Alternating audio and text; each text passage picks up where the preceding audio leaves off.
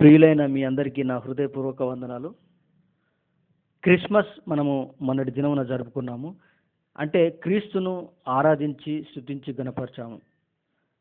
మనలాగే క్రీస్తును స్తుతించాలని, గణపరచాలని, ఆయనను పూజించాలని, ఆయనను దర్శించాలని కొంతమంది వ్యక్తులు చరిత్రలో దాదాపుగా ఒక 2018 సంవత్సరాల క్రితం అటు ఇటుగా సుమారు వారు కూడా క్రీస్తును దర్శించాలని వాళ్ళు వెతికారు.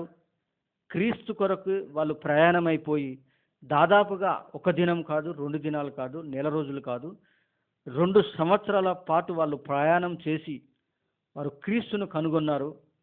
ఆయనను మొక్కారు, ఆయనను పూజించారు. అత్యానంద భరితులై వారు కానుకలు కూడా సమర్పించుకున్నారు. నిజంగా ఈ విషయాన్ని మనం ఆలోచన చేసినట్లయితే వారు ప్రయాణ పద్ధతిని మనం కనుక కొంచెం లోతుగా ఆలోచన చేస్తే మనలాంటి వారికి ఈ రోజుల్లో ఉన్న మనకి ప్రయాణ సౌకర్యం చాలా సులువుగా చాలా చక్కగా ఉంది.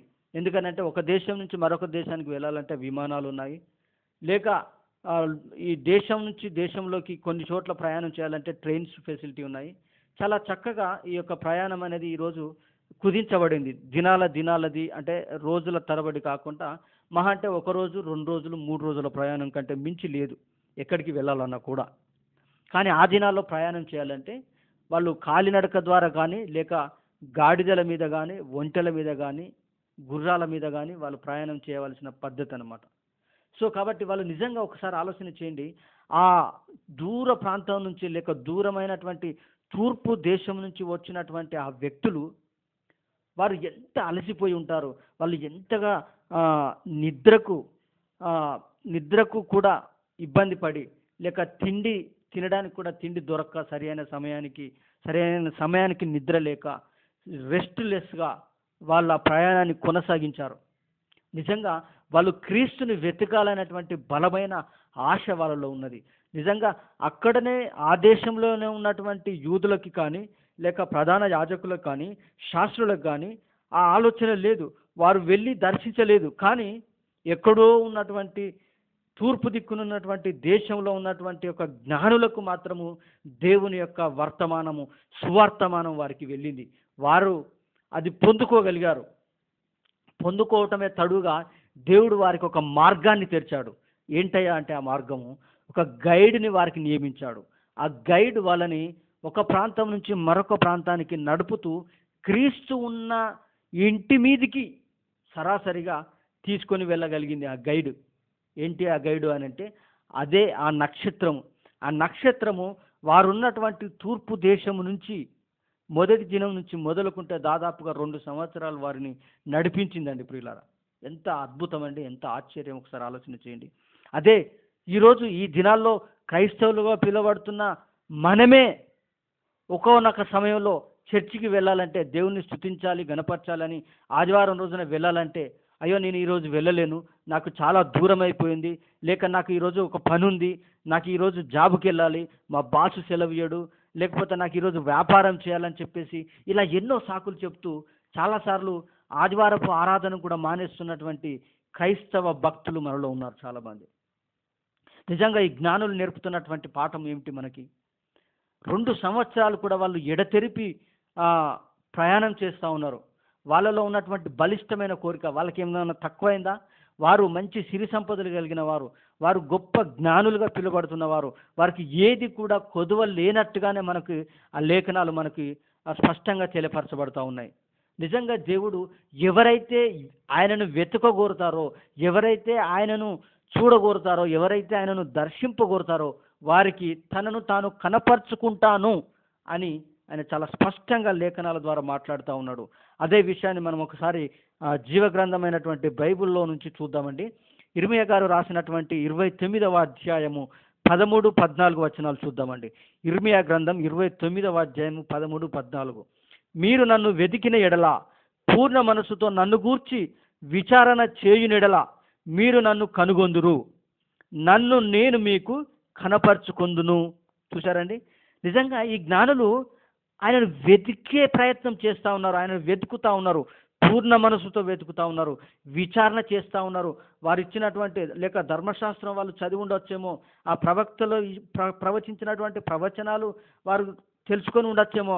ఎందుకు అంటే వారు స్వతహాగా వాళ్ళు జ్ఞానులు కాబట్టి. కాబట్టి ప్రియులారా, ఇక్కడ గమనించినట్లయితే వాళ్ళు వెతకాలి, వెతుకుతా ఉన్నారు.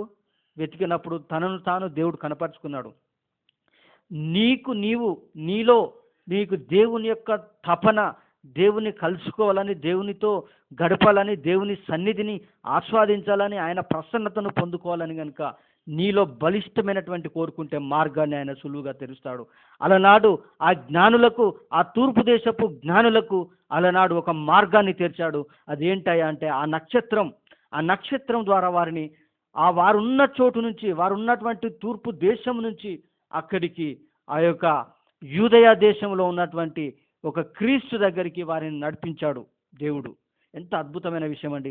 వాక్యం వింటున్న ప్రియ సహోదరి సహోదరుడా, ఈరోజు నిజంగా నీవు కూడా దేవుని దగ్గర గడపాలని, ఆయన పాదముల దగ్గర ఉండాలని చెప్పేసి, దేవుని యొక్క సన్నిధిని అనుభవించాలని, దేవుని నువ్వు వెతికినట్లయితే ఆయన తనను తాను కనపరుచుకుంటానని చెప్పేసి ఇర్మీయా గ్రంథం 29:14 ద్వారా ఆయన తెలియపరుస్తున్నాడు. నిజంగా ఈరోజు ఎంతమంది వెతుకుతా ఉన్నారు? మనలో చాలామంది, నేనైతే ఒకసారి నా జీవితంలో నేను ఒక వ్యక్తిని వెతికాను, ఒక వ్యక్తిని చూడగోరాను, ఒక వ్యక్తి కొరకు నేను ఎంతో ప్రయాసపడి ఉదయమే లేచి గంటలు ప్రయాణం చేసి ఆయనను చూడడానికి వెళ్ళాను. ఆ వ్యక్తి ఎవరో కాదు, ఆయన ఈరోజు సినిమా హీరోగా ఉంటూ, ఆయన ఒకప్పుడు రాజకీయంలో ఉన్నప్పుడు నేను వెళ్ళి చూడాలని ఆశించిన వ్యక్తి. ఆయన ఎవరంటే మరెవరో కాదు, మెగాస్టార్ చిరంజీవి అని అంటారు సినీ ప్రేమికులంతా. ఆయన చూడడానికి నేను నిజంగా గంటలు లైన్లో ఉండి ఆ యొక్క ముందు అడ్డం తాడు కట్టారు. ఆయన ఇంకెప్పుడు బయటకు వస్తాడా, ఎప్పుడు చూస్తానని చెప్పేసి నిజంగా ఎంతగానో నేను ఆ రోజు నేను చాలా ప్రయత్నం చేశాను. ఆయనకు షేక్ హ్యాండ్ ఆయనకి ఇచ్చాను నేను. అప్పుడు నాకు ఎంతో చాలా సాటిస్ఫాక్షన్ అనిపించింది ఆయనను కలుసుకున్నందుకు. ఒక సినీ ప్రేమికులు ఒక సినిమా హీరోను కలుసుకోవడానికి నిజంగా ఎంతో దూర ప్రాంతాల నుంచి, ఆంధ్ర ప్రాంతాల నుంచి కొన్ని వందల కిలోమీటర్లు ప్రయాణం చేసి ఆయన అభిమానులు ఆయన చూడడానికి ఆ రోజు వచ్చారు. కానీ నిజంగా ఒక అభిమాని వచ్చి చూసి తరించినంత మాత్రాన ఏమైనా ఆ వ్యక్తికి ఏమైనా ప్రయోజనం ఉందా అంటే నిజంగా చెప్పాలంటే ఎటువంటి ప్రయోజనము, ఎటువంటి ఉపయోగం లేదు. కేవలం మన తృష్ణ, మన కోరిక, మనం కలుసుకోవాలని ఆయనను వెతికినందుకు మనం ఆయనను చూడగలిగాము. కానీ ఆయన వల్ల ఉపయోగం నిజంగా చెప్పాలంటే మనకి ఏమీ అయితే లేదు. కానీ ఇక్కడ ఒక వ్యక్తి ఉన్నాడు, ఆ వ్యక్తే క్రీస్తు. ఆ క్రీస్తు 2020 సంవత్సరాల క్రితం దాదాపుగా ఈ భూమి మీద ఆయన మనుష్య కుమారుడుగా ఈ భూమి మీద జన్మించాడు. ఆ వ్యక్తి ఆయన సంతోషానికి, సమాధానానికి కారకుడు. ఆయనే సర్వ సంపదలు ఆయనలో గుప్తమై ఉన్నవని లేఖనాలు సెలవిస్తూ ఉన్నవి. ఆయన సర్వ సృష్టికి మూలమై ఉన్నాడు. ఆయనే మనల్ని సృష్టించిన సృష్టికర్త. ఆయనను కలుసుకోవడానికి నిజంగా వాక్యం వింటున్న ప్రియ సహోదరి సహోదరుడా, నువ్వు నిజంగా ప్రతి ఆదివారము లేక ప్రతి దినము నువ్వు ఆయనను కలుసుకుంటున్నావా? నిజంగా ఇంకా అద్భుతమైన విషయం ఏంటంటే చెప్పనండి, అలనాడు వాళ్ళు 2 సంవత్సరాలు దాదాపుగా వాళ్ళు ప్రయాణం చేసి ఆయనను కలుసుకున్నారు, ఆయనను స్తుతించారు, ఆయనను పూజించారు, ఘనపరిచారు. కానీ అలనాడు ఆ క్రీస్తు జన్మించి ఆయన సేవ చేసి మరణించి మన కొరకు ప్రాణం పెట్టి తిరిగి లేచి ఆయన పరలోకానికి పయనమవుతున్నటువంటి 40వ దినమున ఆయన మరొక వాగ్దానం మనకిచ్చాడు. అదేంటంటే, ఇదిగో నేను వెళ్తున్నాను, మీ కొరకు పరిశుద్ధాత్మను మీకు పంపిస్తానని చెప్పాడు.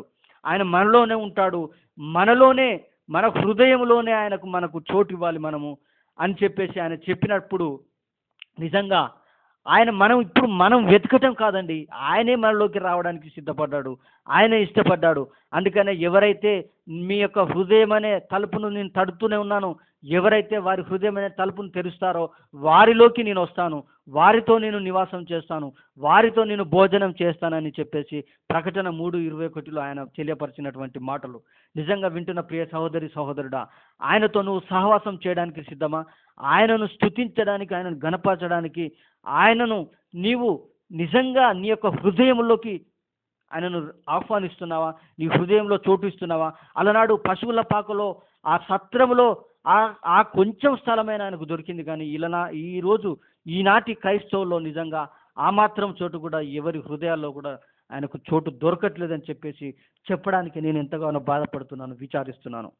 కాబట్టి ప్రియ సహోదరి సహోదరుడా, నువ్వు రా, ఆయన సన్నిధికి రా, ఆయనను వెతుకు. ఆయనను వెతికితే ఆయనే మార్గం తెరుస్తాడు, ఆయనే కనపరుచుకుంటానని వాగ్దానం చేశాడు. ఆయనే మనలోకి వస్తాడు. మనలోకి రావటమే కాదు, మనతోనే ఉంటానని చెప్పాడు. మనలోనే నివాసం చేస్తానన్నాడు.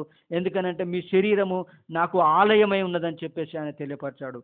కాబట్టి వింటున్న ప్రియ సహోదరి సహోదరుడా, మన శరీరం అనే ఆలయంలో ఆయనను ప్రతిష్ఠ చేసుకుందాం. ఆయన జన్మదినాన్ని జ్ఞాపకం చేసుకొని ఆయన వచ్చినటువంటి ఉద్దేశం ఏంటో, ఆయన మన కొరకు ప్రాణం పెట్టినటువంటి ప్రతి అంశాన్ని మనం జ్ఞాపకం చేసుకొని సమీపింపరానటువంటి తేజస్సులో ఉన్నటువంటి ఆయనను మనం సొంతం చేసుకొని మనము ఆయనను పూజించి ఆయనను ఘనపరిచి ఆయన మనకివ్వబోయే నిత్యత్వం పొందుకోవాలని ఆశిస్తూ ప్రతి ఒక్కరు కూడా ఇట్టి భాగ్యమును పొందుకోవాలని కోరుకుంటూ ఈ నా మాటలు ముగిస్తున్నాను.